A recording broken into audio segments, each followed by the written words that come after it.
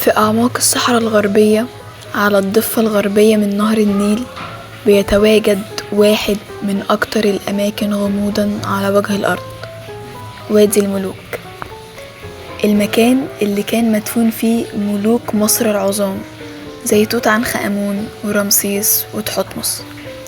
لكن في سؤال غريب بدأ الناس تسأله من سنين طويلة: هل ممكن يكون وادي الملوك مش بس مدفن للفراعنة؟ وهل ممكن يكون في توابيت لأنبياء فعلا؟ الفكرة بدأت لما بعض الباحثين لاحظوا ان في توابيت معينة مش منقوش عليها اسماء الملوك، وبعضها مكتوب بلغة مختلفة شوية عن الهيروغليفية المعروفة، وفي توابيت اتقال انها كانت مقفولة بإحكام غريب جدا، كأنها متتعرضش لأي إنسان بعد آلاف السنين.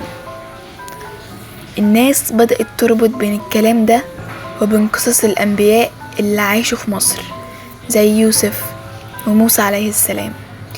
في ناس قالت إن يوسف دفن في مصر، وبعدها بني إسرائيل خدوا جثمانه معاهم لما خرجوا مع موسى.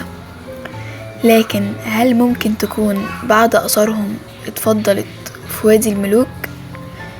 في عالم آثار فرنسي اسمه أنطوان دي روجي قال سنة 1898 إنه شاف تابوت غريب جدا مش عليه أي نقوش، ومكتوب عليه كلمات معناها من لا ينبغي أن يفتح تابوته.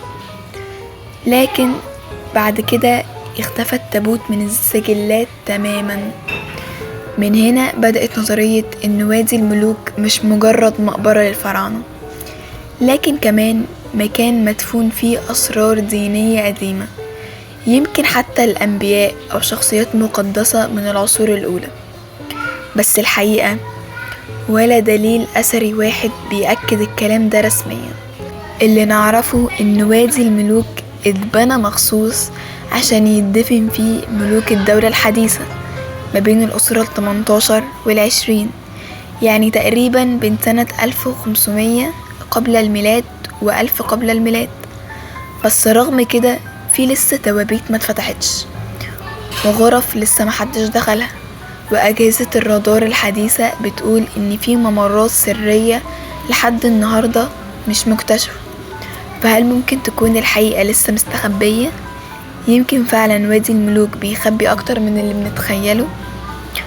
قولي في الكومنتات، هل شايفة فعلا إن وادي الملوك ممكن يكون فيه توابيت لأنبياء، ولا دي مجرد أسطورة اتخلقت عشان تزود الغموض حوالين الفراعنة؟